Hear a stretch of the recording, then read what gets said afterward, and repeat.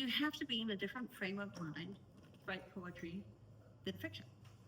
Yeah, I had always wanted to try writing a novel, um, and wasn't sure I could do it. Um, but I thought, well, I write creative nonfiction, I write poetry. How hard can fiction be? Which was so wrong. Um, that there was so much I had to learn, even about little things like time management as you're moving through, like how do you communicate who's doing what in what order without disorienting a reader, because I really like novels that move, that are more interested in story and character maybe than that disorientation effect that's really, I think, common in poetry, which is trying to like drastically refresh how you see a feeling or a situation. Or a mushroom, there you go. Um, so I it, I wrote the first draft of Unbecoming in like 7 weeks. I was on sabbatical, and um, I just like kind of threw it on the page, um, and then my mother got sick, and it was hard to come back to, and um, I realized that like it's like drafting a poem. Drafting a poem I find fairly easy. Revising it so that it's halfway decent is what's incredibly hard. And revising a novel, um, you can't, you can revise a poem in an afternoon. To revise a novel, you need a few weeks of much less fragmented attention. You know, you really, to keep it all in your head, because if you change one little thing over here, it has big implications for this over here, and then you forget and you lose track of all the details. So to me, that revising a novel, it's much more of a stamina game, where poetry is something that I can write in snatches of time, and what requires the stamina and the weeks of hard thinking is when you realize, okay, I have 80 poems now. I have to figure out how they could go into a book. Yeah, Yeah. right. That's a good idea. Yeah, absolutely.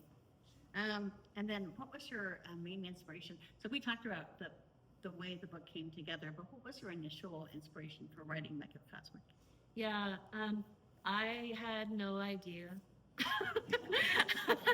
I was writing poems, and I was writing poems that I had to write.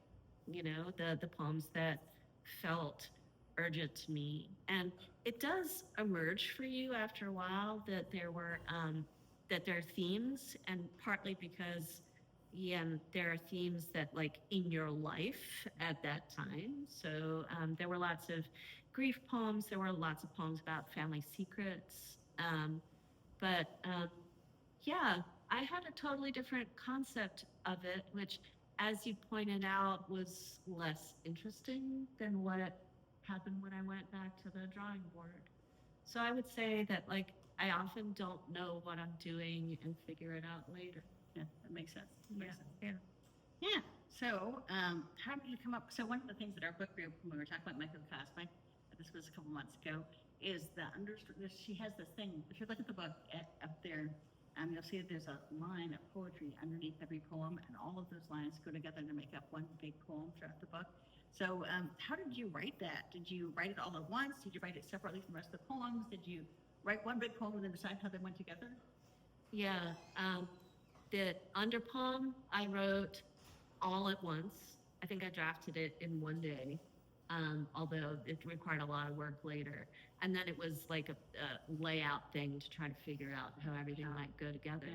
But it was one of those things where I was just sort of like, I think I was literally in the shower when the idea came to me of having a poem that looked like mycelium. That was great.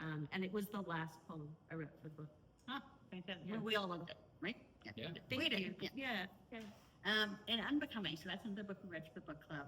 A woman is dealing with fractures in her friendships and her marriage and her job and herself, and at the same time experiencing strange new powers. Yeah. Can you talk a little bit about how that book came about? Yeah, yeah. So that was the one I didn't think I could write, but did just thought I would, okay, I'll write a short bad novel and see how it goes. Yeah, sure. But As we all do. yeah. I had two ideas I was tossing around for a while. My husband works on, he's a comics scholar, and he was writing about superhero comics. And so there was a period of my life where I had to see every superhero movie and like, so I had them on the brain. And the more of the stories I read, the more irritated I got by how superpowers always come in puberty. And at the same time, I was in perimenopause, and I thought, this is like puberty in reverse. It is just as intense. And I thought, well, what if it worked the other way? Like, what if you didn't have powers until you passed through that magic portal? And so I had that idea. And I had this other idea, which, and I initially didn't think they would go together, but it comes from my experience being an extremely flawed, tired English professor. And I had this, maybe it was a dream one night or a sudden vision of this professor coming in on an exchange program who was perfect, who had it all together, who didn't have any trouble balancing the work, who made everything look easy. And it occurred to me at some point that I could put those two plots together.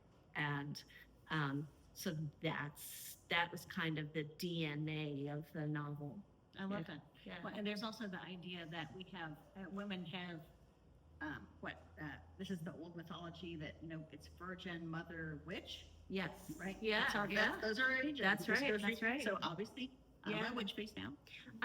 When I was facing down that 50th birthday, I thought like that all the stories that I knew, or most of the stories I knew about women hitting that moment were, if not literally about death, about the death of opportunity, about the ending.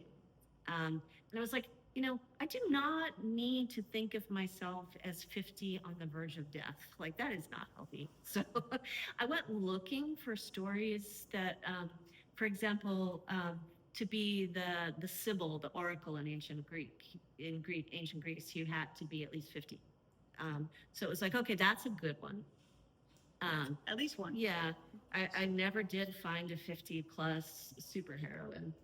Yeah, that story's waiting to be told. But yeah, it was sort of like I wrote the story I needed. Yeah. And the weird thing is, like, I unfortunately have not yet developed magic powers, except that I wrote a novel, which I didn't think that I could do. And yeah, and now I have this second novel that I'm working with an agent on, and maybe it'll be out in the next few years. And it's like, I'll accept that superpower. Yeah, heck yeah. Well, that is fantastic. And the last question I'll ask before I take questions with eyes is, do you have any new projects coming up? Yeah, so this new novel, it's a portal fantasy, but it's and very character driven, like Unbecoming. But it's also got this kind of magic system that's mushroomy. Oh, nice. Yeah, so I've been working on that. As far as poems, like, I'm writing a lot of poems that contain or address the idea of spirals. But this is an example of, like, do I know why?